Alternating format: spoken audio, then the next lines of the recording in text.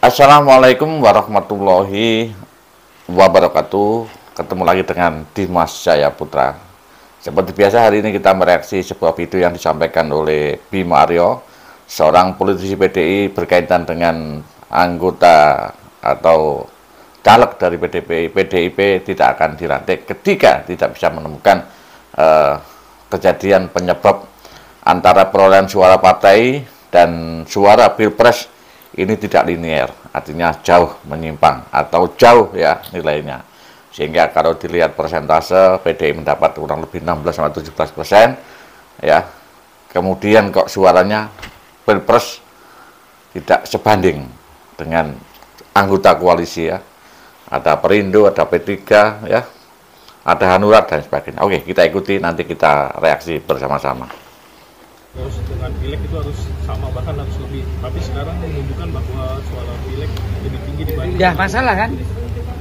Kenapa sekarang suara pileg lebih tinggi daripada suara pilpres? Kenapa? Nah itu pertanyaan yang harus dijawab oleh semua kader, termasuk saya yang ada di Solo. Karena itu instruksi partai yang bisa membuat saya tidak dilantik. Kalau saya tidak bisa menginvestigasi kenapa terjadi selisih suara DPR RI jauh lebih besar daripada suara pilpres. Belum ada tambahan suara Perindo, suara Hanura, suara P3, pengaruh Pak Mahfud MD, pengaruh Mbak Atiko, pengaruh Alam di kalangan milenial, pengaruh Pak Sandi. Inilah yang saya sebut anomali. Itu. Dan kalau saya tidak menyampaikan ini ya, saya tidak bisa menemukan, bisa-bisa Aryo Bimo tidak dilantik karena itu adalah instruksi ketua umum. Daripada saya tidak lantik, ya saya kejar dulu kenapa ini terjadi. Saya sudah telepon Mas Rudi, saya datangi Kades, Lurah, saya datangi warga, ada apa ya. Di tempat tinggal saya saja bisa kalah ya. Di tempat tinggalnya Pak Rudi aja, TPS-nya Pak Rudi aja cukup. Oke saudaraku, begitulah video singkat 1,45 menit ya. Oke, Anda sudah mendengar Bima Aryo bahwa mendapat tugas dari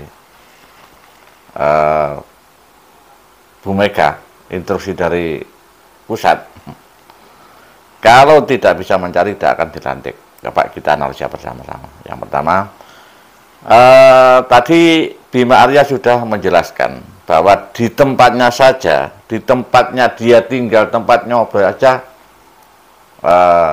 pilpres kalah Ganjar Mahfud ya. Berarti sudah mengakui ya, sudah mengakui. Di tempatnya Arudi juga kalah ya, sudah mengakui bahwa di tempat atau di RT-nya lah sudah kalah. Nah, itu adalah contoh bahwa memang di seluruh Indonesia ya, sebagian besar memang kenyataan, termasuk di tempat saya di Jawa Timur, di RT saya ya, di RT saya itu ada 2 RT atau 3 RT ya, itu memang Pak Mahfud kalah. Nomor 1 tetap nomor 1 adalah Pak Prabowo. Nah, ini sampling ya, di tempat Anda sampling, Anda sudah mendengar di tempatnya Pak Yusuf Kala, tempatnya siapa-siapa pejabat-pejabat ya, pejabat-pejabat dari paslon itu juga kalah. Nah, itulah memang kenyataan.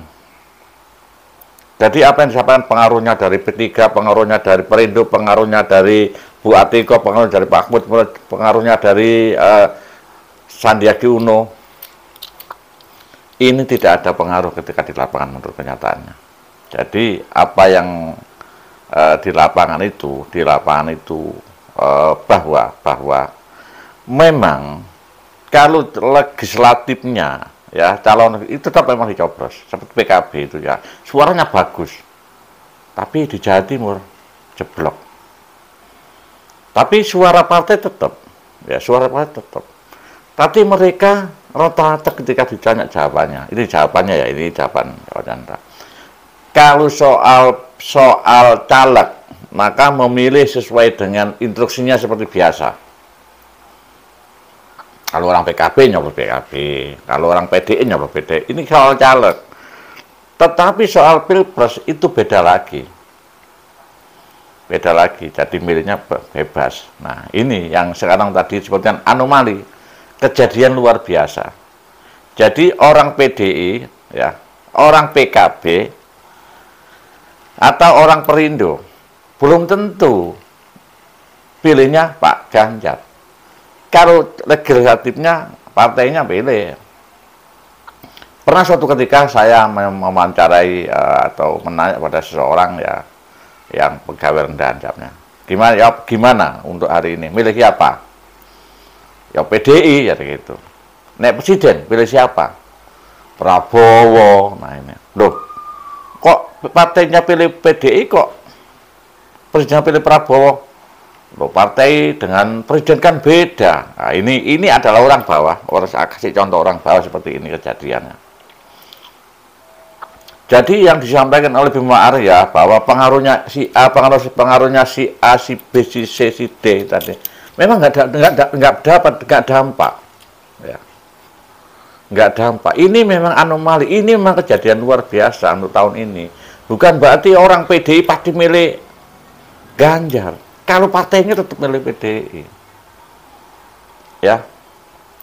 Orang PKB di Jawa Timur itu banyak ya milih PKB, calegnya PKB. Tapi milih presidennya Pak Prabowo itu yang banyak. Prosentasenya banyak. Termasuk di tempat saya, itulah. Jadi ini anomali ini memang sekarang sudah terjadi bahwa memang masyarakat sudah, kalau dikatakan masyarakat sudah cerdas ya seperti itulah kenyataannya. Jadi figur, artinya figur Pilpres itu menurut masyarakat itu tidak sama dengan calon milih partai. Milih partai ya milih partai, milih presiden ya milih presiden. Itu rata-rata seperti itu. Dan Pak Prabowo sudah menjadi nama sudah terkenal, ya terkenal. Apalagi dengan kampanyenya menyerang Pak Ganjar, menyerang Pak Jokowi, menyerang dalam debat itu, menyerang Pak Prabowo dengan kerasnya dan hinaan yang luar biasa.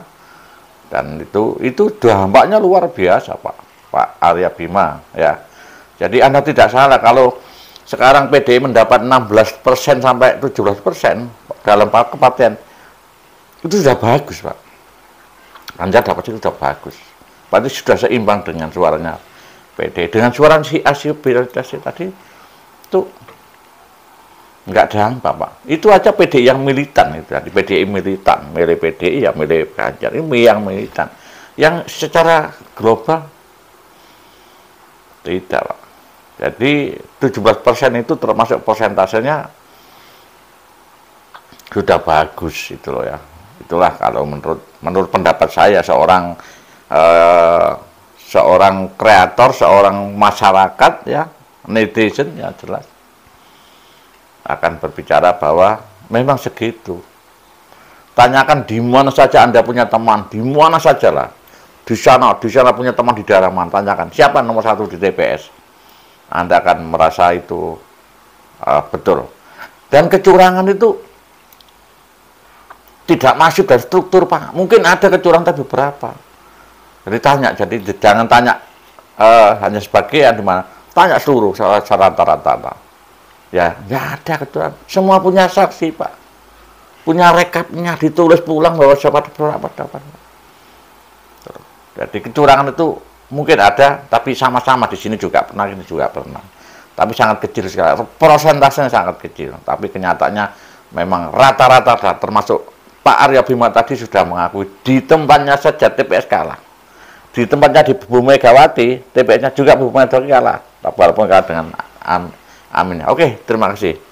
Saya akhiri. Wassalamualaikum warahmatullahi wabarakatuh. Kita tetap bersatu.